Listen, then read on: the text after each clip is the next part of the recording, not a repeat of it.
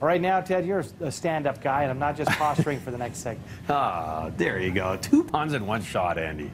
That's a bit above the board. There you go. We're talking posture right now, talking about upright standing posture. It may seem like a minor thing, but how you carry yourself can determine a lot about how you feel. Poor posture can result in different problems throughout the body. There are ways to fix things, whether you're standing or sitting. Today we're focusing on standing. Here are some tips as chiropractor Dr. Greg Uchacz, helping Dr. Greg's physiotherapist Laura.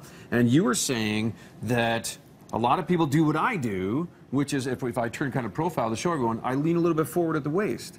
Yeah. Common thing, right? You know what? It's been about 100 years that we've really thrown a wrench into the posture thing. We started sitting. Yeah. And then about 20 years ago, we started working at computers and being on our iPhones. Sure. Sleeping in cushy beds with our arms forward. Yeah. And so we've caused this epidemic, basically. You'll see it if you just go to a park somewhere and have a seat and watch people, you'll see this epidemic of bad posture.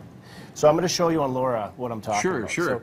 So basically, because we've been doing all this stuff with our upper bodies always in this position, Yeah. everything rolls forward here. Oh, like the shoulder. Oh, yeah, because when you're texting on your phone, right? Yeah. Head goes forward, and then we want to see our horizon, so we actually tip our head back.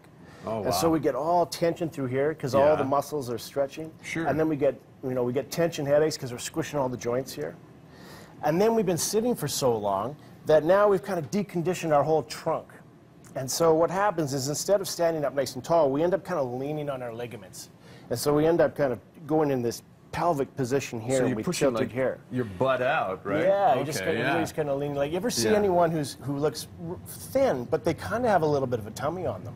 It's just because of this position here. Oh, okay. And, we get a lot of low back pain coming into the office for this as well. But the other thing is, you ever see people on the running pass and they don't have any glute contour. They don't have bums, basically. And that's because when you get into this position and you're just kind of leaning on your ligaments when you run, it shuts your glute muscles down. You don't use them. You use your low back muscles and your hamstrings instead. So it must be so inefficient for running because the glutes are so big, right? Yeah. Well, no, I meant that in a powerful way. That's what I meant. An effective way, yeah. So the fact is we need to fix this. Yeah. So how do we do this? Let's get your Laura just facing here. So what we're going to do is we don't, like the classic thing I see in my office is go into that military postures. Everybody tries to stick their chest out, their thumbs out, and, and their chin out. We don't want to do that. That's the Corporal Maxwell Klinger thing from MASH. We don't want to do that. What we want to do is think of your rib cage as a tube. Okay. And think of your pelvis